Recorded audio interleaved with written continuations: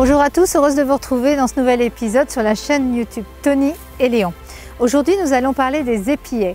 Les épillets, ce sont des graminées qui ressemblent en fait à des grains de blé. Pourquoi épillets? Parce qu'ils ressemblent à des petits harpons et ils ont la particularité de s'ancrer sous la peau de votre animal. Et c'est bien là le problème.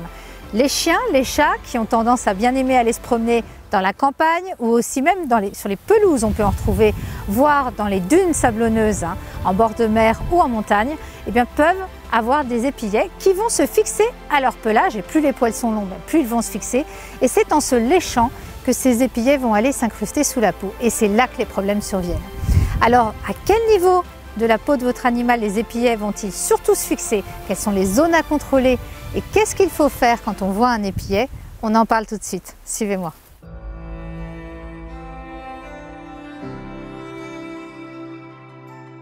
Quelles sont les parties du corps de l'animal qui sont le plus concernées par les épillets?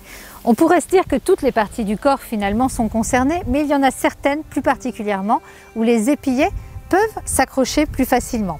En l'occurrence, dans tout ce qui est orifice, on peut penser au fourreau chez le mâle, la vulve chez la femelle, mais également dans le conduit auditif, au niveau de l'oreille de votre animal. C'est très fréquent qu'il y ait parfois des épillets qui puissent s'y localiser, également au niveau de l'œil, voire aussi au niveau des pattes, entre les coussinets.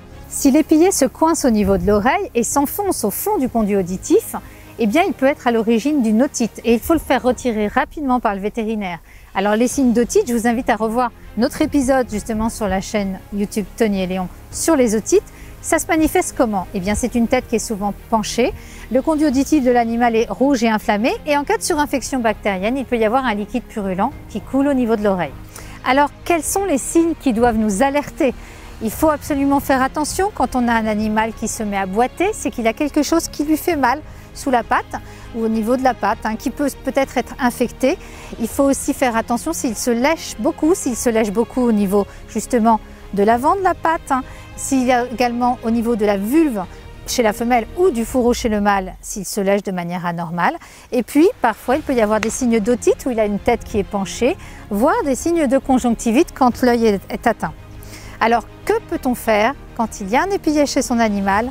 Je vous le dis tout de suite.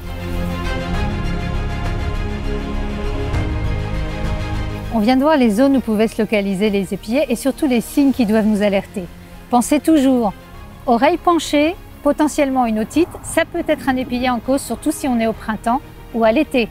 Également, si vous avez un abcès sous la peau, pensez que ça peut être aussi un épillet qui est coincé sous la peau et qu'il va falloir faire retirer. Que faut-il faire? Parce que l'animal, plus il se lèche, plus l'épillet va s'ancrer sous sa peau et plus le risque d'abcès et d'inflammation est fort. Déjà, au retour de toute balade en prévention, vous brossez votre animal, vous le regardez sous toutes les coutures, vous regardez bien au niveau des pattes, entre les coussinets, sur la peau, dans les poils, qu'il n'y ait pas d'épillets, surtout si vous êtes allé dans des zones comme ici, dans des champs à la campagne par exemple. Par ailleurs, vous allez aussi également, au moment où vous êtes dans des zones comme ici, sur le long du chemin balisé où il y a potentiellement des épillets, le tenir en laisse pour éviter qu'il aille entre justement les zones à risque.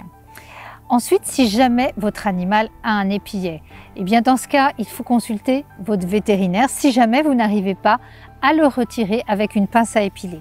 Évidemment, quand vous le retirez vous-même avec une pince à épiler, si la zone est encore accessible, il faudra désinfecter avant le retrait. Vous prenez soit une pince à écharpe, soit une pince à épiler.